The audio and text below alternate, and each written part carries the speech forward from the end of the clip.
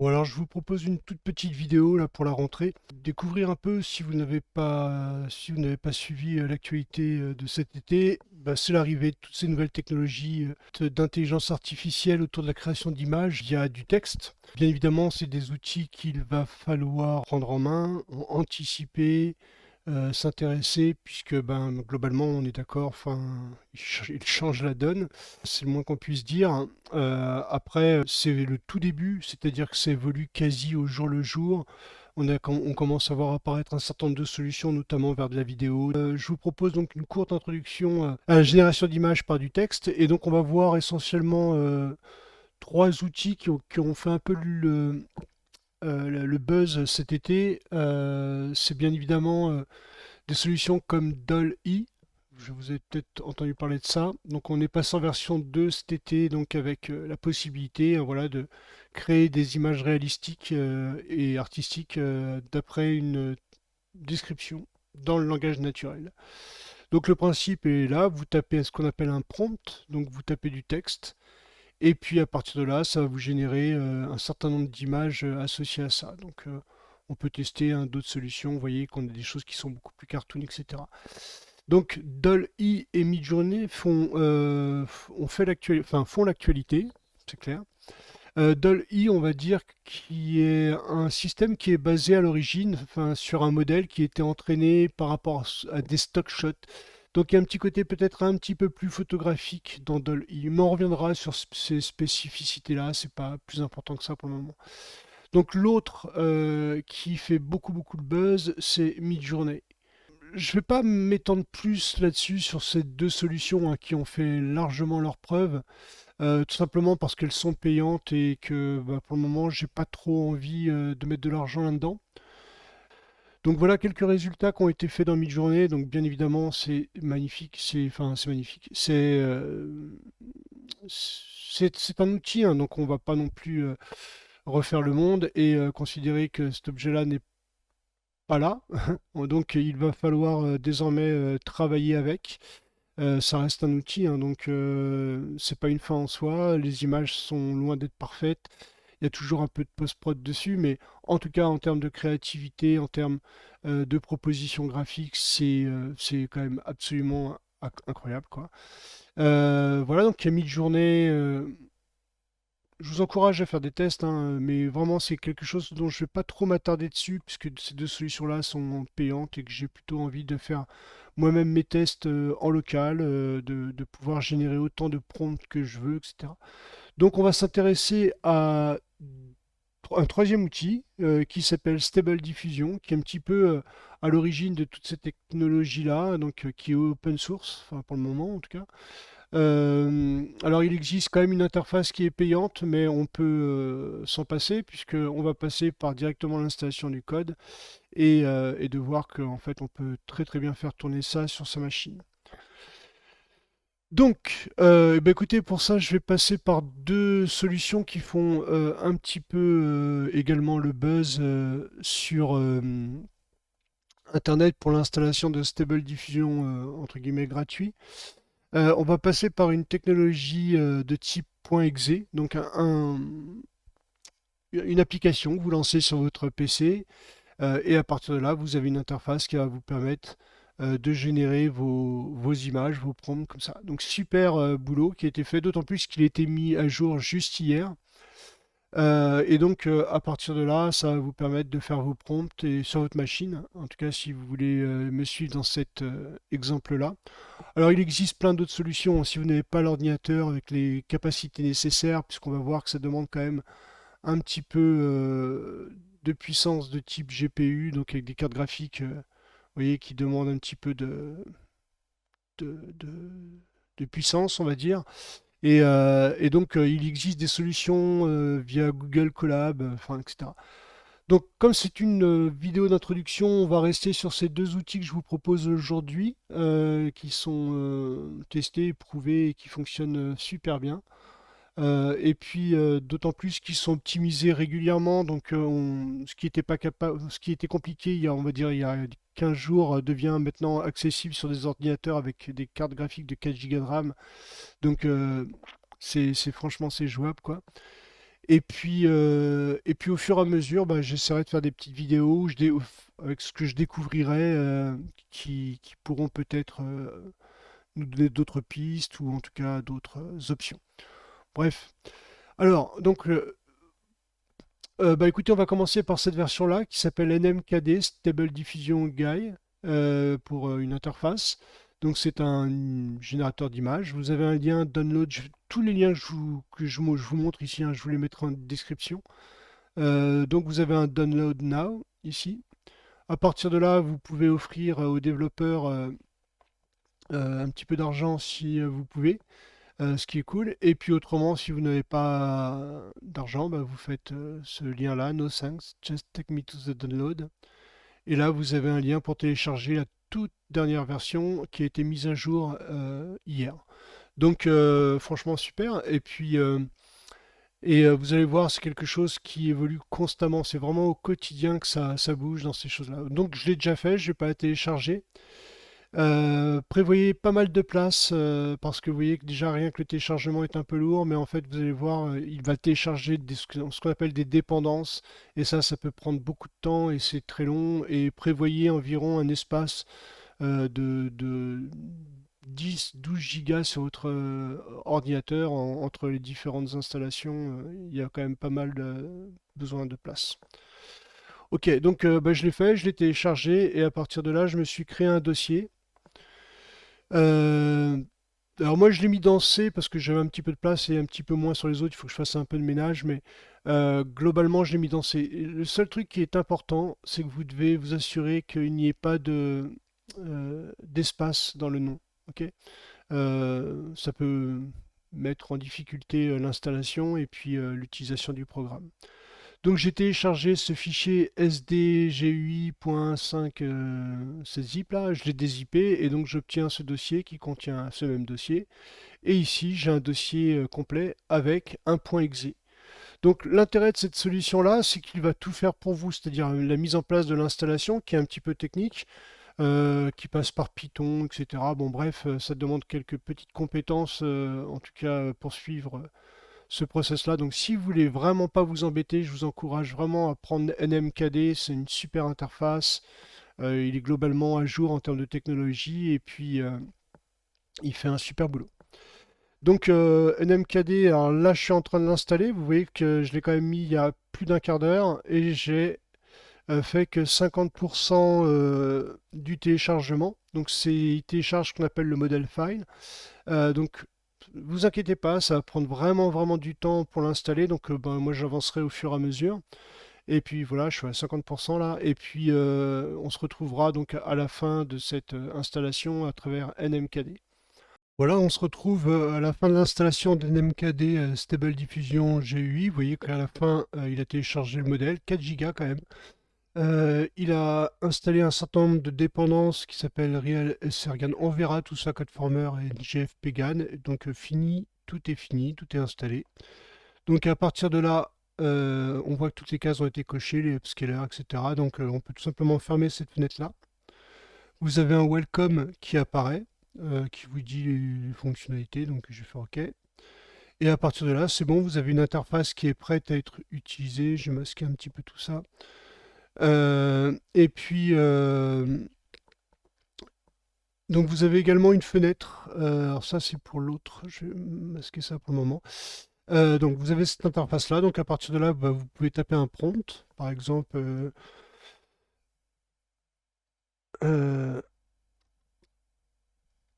Terracotta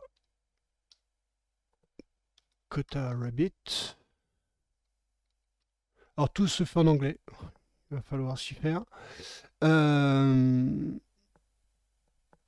Et puis, voilà, juste ça. Rabbit Soldier. Ok. Et donc à partir de là, générer. Il va charger une fois le modèle qu'il a téléchargé tout à l'heure. Donc là, actuellement, nous demandons 5 images. Je profitais du temps de chargement. Alors, une fois que le modèle est chargé, c'est très rapide, hein, mais là, en l'occurrence, il le charge pour la première fois. Voilà, donc là, il va générer l'image. Donc là, on lui demande 5 images.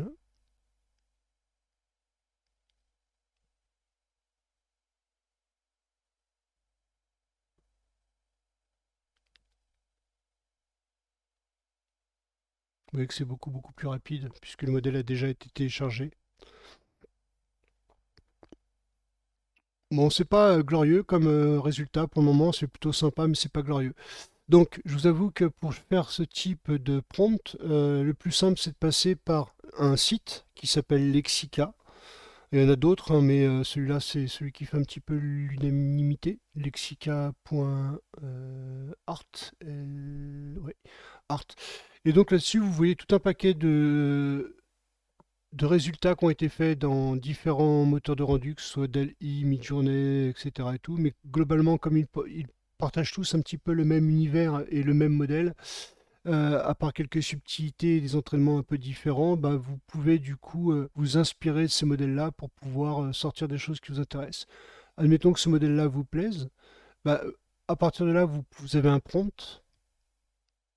Ok. Donc voilà quelques déclinaisons qui ont été faites par rapport à ça.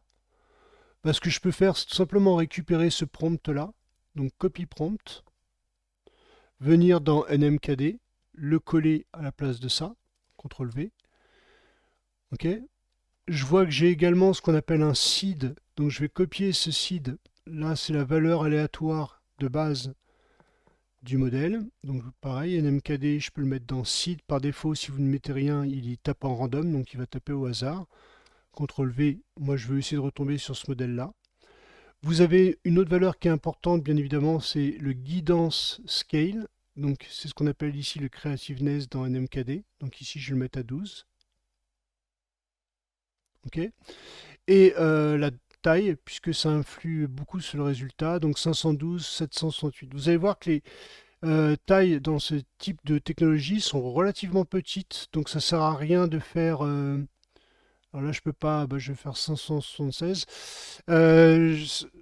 Ce n'est pas très grave si elles sont petites, puisqu'on va utiliser des systèmes qu'on appelle des upscalers, qui vont nous permettre de grossir l'image et d'obtenir quand même un bon détail, puisque l'upscale se fera également par intelligence artificielle, donc du coup il ne va pas flouter l'image comme si on grossissait l'image dans Photoshop, mais tout simplement recréer du pixel. Donc à partir de là, je vais générer des images, 5, et effectivement, vous voyez qu'on commence à obtenir des choses qui ressemblent de beaucoup à ce qu'on avait sur ces types d'images-là.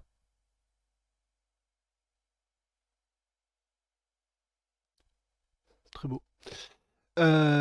Ok, donc voilà quelques visuels qui ont été générés dans l'interface.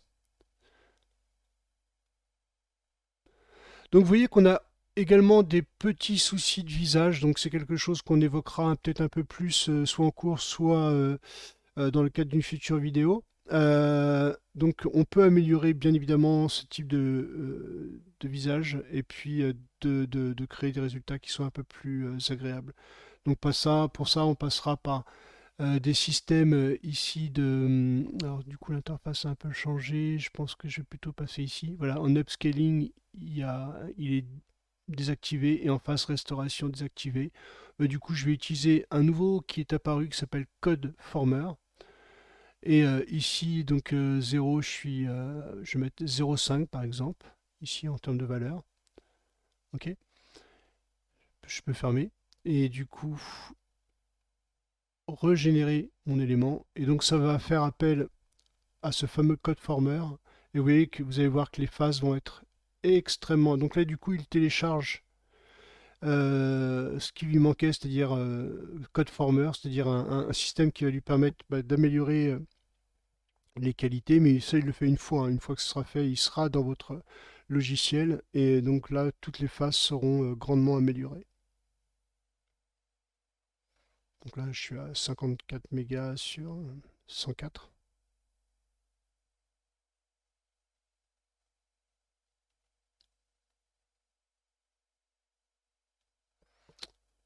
Ok, ok.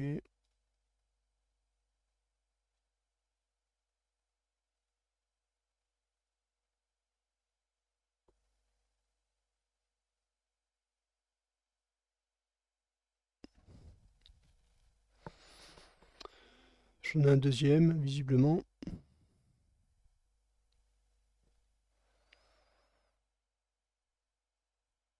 Bon, les images sont quand même assez exceptionnelles.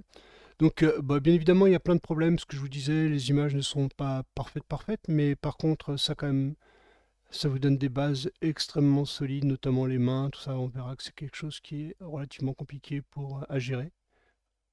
Un, 2, 3, 4, 5, 12 doigts. Euh, voilà, et à partir de là, il va nous générer de nouveau des faces avec une amélioration sensible des visages. C'est pas super évident ici.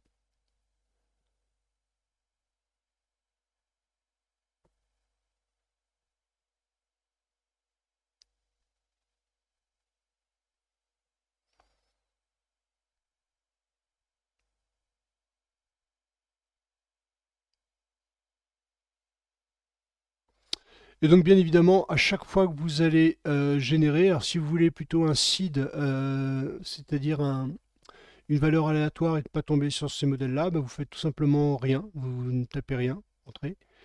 Et à partir de là, vous pouvez de nouveau en générer 5. Enfin, si vous en voulez 5, hein, bien évidemment. Donc il y a un paramètre que je ne vous ai pas évoqué, c'est le step, le détail. Et donc bien évidemment, si vous augmentez, vous allez avoir des images de meilleure qualité en termes de grains, de détails, etc. Mais bien évidemment, le temps de calcul sera plus long. Donc en général, moi j'aime bien tourner entre 50 et 60. Je trouve que le compromis entre rapidité et rendu se fait plutôt bien. Ok, donc voilà les résultats autres. Donc je vais faire générer de nouveau pour améliorer donc avec cette valeur de détail le nombre d'échantillonnages. Et vous voyez qu'on a quelque chose avec beaucoup plus de grains, beaucoup plus de matière. Donc là, on a un bras qui passe devant, derrière. Enfin, c'est un peu compliqué.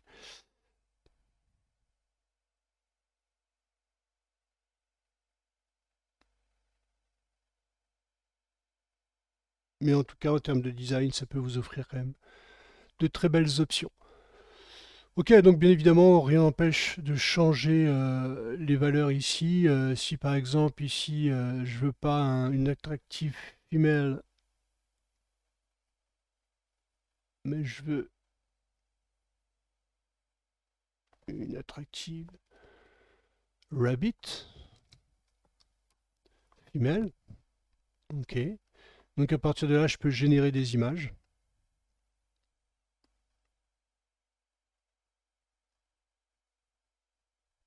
Niveau anatomie, c'est un peu particulier. Alors Wuxia, ça doit être le nom d'une héroïne, pas forcément rabbit, mais là je vois qu'elle a des petites oreilles. Donc je peux rajouter virer Wuxia pour aller vers long ears.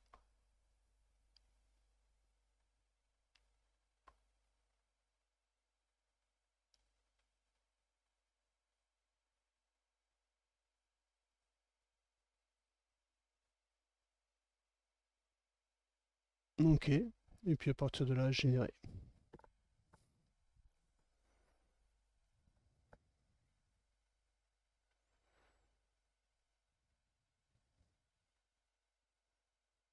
Et voilà, on obtient des résultats encore différents et ainsi de suite.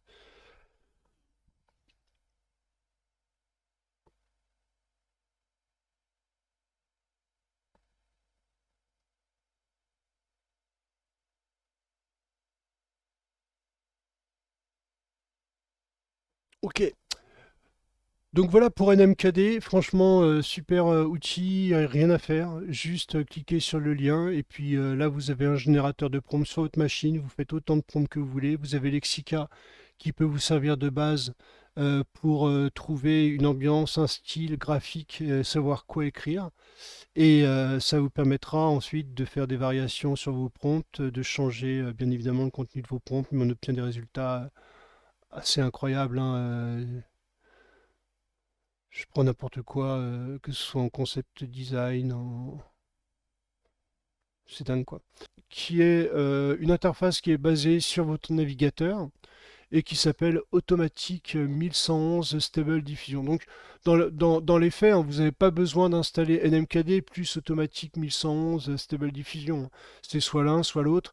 Je voulais vous montrer ces deux techniques-là. Personnellement, maintenant, avec l'usage, j'avoue que je suis un peu plus sur Automatic 1111 parce que on peut le mettre à jour systématiquement. C'est-à-dire que ici, on a tout un paquet de code, mais en rajoutant une petite ligne de commande dans le fichier qui va nous permettre de lancer cette technologie-là, on peut faire en sorte qu'il se mette à jour. Et comme je vous dis, ça évolue constamment.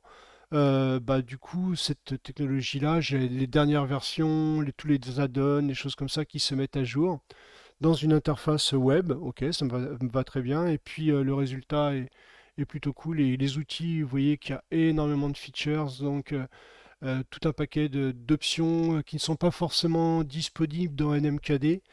Et puis voilà, comme ça évolue constamment, ça me permet de découvrir un petit peu tout ce qui se passe au fur et à mesure. Donc pour installer Automatic 1111, on va avoir besoin d'installer deux choses d'abord. Alors vous avez bien évidemment le lien ici, je vous le donnerai également dans la description. Et vous avez donc une procédure d'installation qui se situe là. Donc il nous demande d'être sûr d'avoir de ce qu'on appelle des dépendances, donc on va voir où les trouver. Et puis voilà, donc vous avez également ce que je vous disais des Google Colab pour utiliser ce type de choses. Et à partir de là, si vous utilisez ces liens-là, vous aurez un lien avec votre compte Google de pouvoir utiliser dans une version en ligne ces deux options-là, enfin d'autres, il y en a plein en fait, hein, qui vous permettront de tester la même chose et d'utiliser plutôt les serveurs de Google pour générer vos images si vous êtes vraiment en difficulté par rapport au matériel. Donc ici, on a un système qui s'appelle Automatic Installation on Windows. Donc on a besoin d'installer deux outils qui sont Python et Git. Donc pareil, du coup, je vais vous montrer le lien enfin, je vous mettrai le lien en description pour installer Python et Git. Donc Python, une fois que vous allez sur le site, vous arrivez sur ce site-là, vous prenez la toute dernière version qui s'appelle la 10.7. Ouais, les tests, voilà, vous le téléchargez, puis vous l'installez. Donc rien de plus à faire, hormis, à la limite, si je vais quand même vous montrer, histoire d'être sûr de ne pas faire de bêtises. Je vais retourner dans Stable. Ok, donc quand vous avez téléchargé le fichier Python 3.10.7 64 bits, là, du coup, vous double-cliquez dessus, vous avez cette petite interface. Alors moi, je l'ai déjà installé. Je vais essayer de faire modifier. Non, parce que comment je pourrais vous le montrer?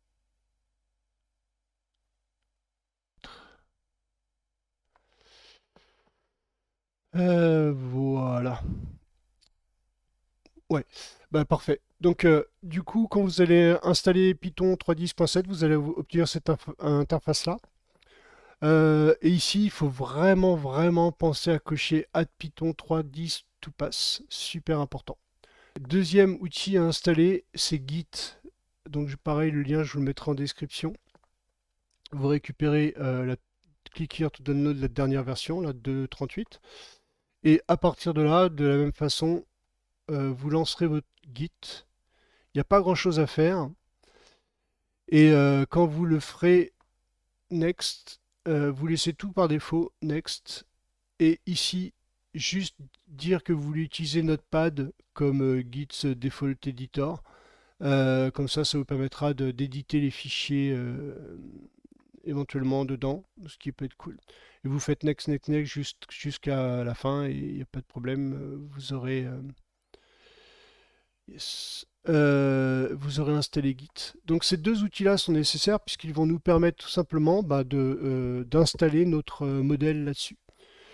Alors, je me suis créé un dossier qui s'appelle sdwork, ici. Ok.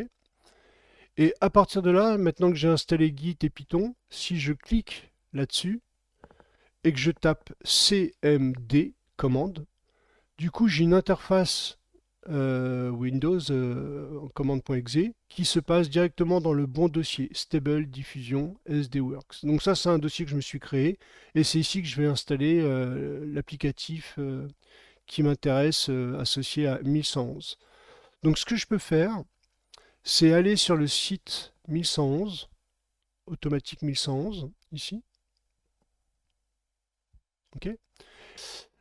Du coup, hop, je vais dans l'installation et voilà, je récupère cette phrase-là, git clone, je prends pas le point, CTRL C. Je vais dans mon dossier que j'ai créé et tout simplement je vais faire ici CTRL V. Et dès que je vais appuyer sur Entrée, il va me télécharger dans le dossier tout ce dont j'ai besoin pour pouvoir travailler avec Stable Diffusion. Ok, donc ça c'est pareil. Ça va prendre vraiment pas mal de temps parce qu'il y a des fichiers de 4 Go à télécharger. Euh, et, euh, et donc ça, méfiez-vous, ça peut prendre vraiment pas mal de temps. Ok, donc là, il a installé l'interface, donc je peux aller vérifier. Donc si je vais dans le dossier SDWork, vous voyez que désormais j'ai bien un Stable Diffusion Web UI et tout un paquet d'éléments qui sont dedans. Donc on va avoir besoin d'une autre chose qui s'appelle un modèle. Donc ça, il ne le fait pas automatiquement, il faut qu'on lui donne. Donc pour ça, en fait, je suis la procédure, hein. Ensuite, donc on a installé Python, on a installé. Ensuite, placer le modèle CKPT, qui veut dire cockpit, un fichier cockpit, dans le modèle, dans Directory. Donc pour trouver ce modèle, vous voyez qu'il y a un lien ici, Dependencies. Et je peux récupérer ici le stable checkpoint, ici. Donc official download, tant qu'à faire, on va aller plutôt le récupérer sur l'officiel. Et là, vous avez ce lien qui s'appelle SDV1.4 CKPT. Alors tout ce qu'on fait, vous n'avez à le faire qu'une seule fois, on est d'accord, c'est juste que ça vous permettra d'être tranquille et de travailler sur votre ordinateur. Donc du coup, je vais télécharger ce modèle-là. Donc je ne vais pas le faire parce que je l'ai déjà fait, il est très lourd et il fait environ 4 Go. Et on va tout simplement le placer dans ce qu'il nous disait, à savoir dans le modèle, dans l'endroit qui s'appelle modèle. Donc je vais revenir en arrière. Hop, tuc, ici. Et donc je vais récupérer ce modèle-là, donc que j'ai déjà téléchargé. Je vais me le prendre dans le mien. Le voilà. Copier. Donc là, il était dans votre téléchargement. Vous le mettez dans le répertoire SDWork Stable Diffusion Modèle. Stable Diffusion. Voilà. Coller. Colle. Et une fois que ça c'est fait, je reviens dans SDWork. Ici, vous avez un fichier qui s'appelle ici Web User Bat. Je vais double-cliquer là-dessus. Et du coup, il va créer un dossier qui s'appelle VENV là. Et il va commencer à me télécharger ça. Donc quand vous obtenez ce message qui s'appelle Installing Torch and Torch Vision, franchement c'est cool, c'est que ça se met en place. Donc ça par contre ça va être très long. Même donc si vous avez l'impression qu'il ne se passe rien, en fait il est en train de télécharger, mais il n'y a aucune notice qu'il télécharge. Enfin, il n'y a rien qui nous indique qu'il télécharge quoi que ce soit, mais ça fonctionne. Donc comptez bien un quart d'heure, 20 minutes, voire une demi-heure en fonction de votre connexion pour qu'il commence à télécharger tout ça. Donc vous laissez tourner ça, ça va se faire tranquillement. Donc il a téléchargé un certain nombre de choses, GFPGAN, Clip, voilà. Donc ce qui est intéressant, c'est de voir ça. C'est-à-dire que quand vous obtenez cette adresse-là, ça veut dire que désormais vous avez pu euh, accéder à votre fichier. Donc je vais faire CTRL-C pour copier cette valeur-là. Et puis à partir de là, tout simplement la lancer dans mon navigateur. Et si tout va bien, j'obtiens bien l'interface avec tout ce qu'il faut. Donc à partir de là, je peux copier mon prompt de Lexica, par exemple un autre. On va essayer d'en choisir un autre. J'aimerais bien un truc comme ça, pourquoi pas. Copy prompt. Aller dans mon élément, CTRL V. On reviendra hein, sur tous ces attributs-là au fur et à mesure, soit en cours, soit dans le cadre d'une prochaine vidéo. Mais c'est pour vous donner une première piste pour l'installation. Ok, et puis bon, je vais pas mettre de seed puisque tant pis, je vais le laisser tel quel, seed -1 ici dans cette technologie-là pour faire du random. Et puis à partir de là, je vais générer. Donc là, j'en génère qu'une de 512 par 512. Donc là, pareil, la première fois, il va charger le modèle, donc ça prend un petit peu de temps. Et voilà un premier résultat qui vaut ce qu'il vaut. Je vais en demander plus, je vais en demander par exemple 5, pareil, 4 ou 5, et 4. Et puis ce qu'on peut faire, c'est un restore face pour le faire. Donc pareil, je ne vais pas le faire maintenant parce que pareil, comme c'est la première fois que je l'utilise, il va télécharger le modèle qui lui permet de restaurer les visages. Et puis ça risque d'être un petit peu long pour la vidéo. Ok, donc me voilà avec 5 nouvelles images. Vous voyez, avec des résultats quand même assez cool. Donc voilà pour une première approche. Donc encore une fois, je vous mettrai tous les liens de tous les fichiers pour télécharger dans les deux solutions. Je vous encourage bien évidemment à le faire. Ou autrement de passer par des solutions en ligne, mais de toute façon maintenant c'est les outils qui sont là, on va pas revenir en arrière, on va pas dire arrêter d'utiliser ce genre de technologie parce que ça tue l'art, faut pas le voir comme ça, je pense qu'il faut le voir comme un nouvel outil supplémentaire, quelque chose qui peut décupler votre créativité. On verra toutes les solutions bien évidemment pour utiliser cet outil-là pour ben, étendre votre territoire. Et puis voilà, donc c'est à vous de vous en emparer, hein. Puis comme dit Michel de Certeau, il n'y a pas de mauvais outils, il n'y a que de mauvais usages. Bon allez, Kenavo les amis, et puis à bientôt en cours ou sur Internet. Allez, à plus. Ciao.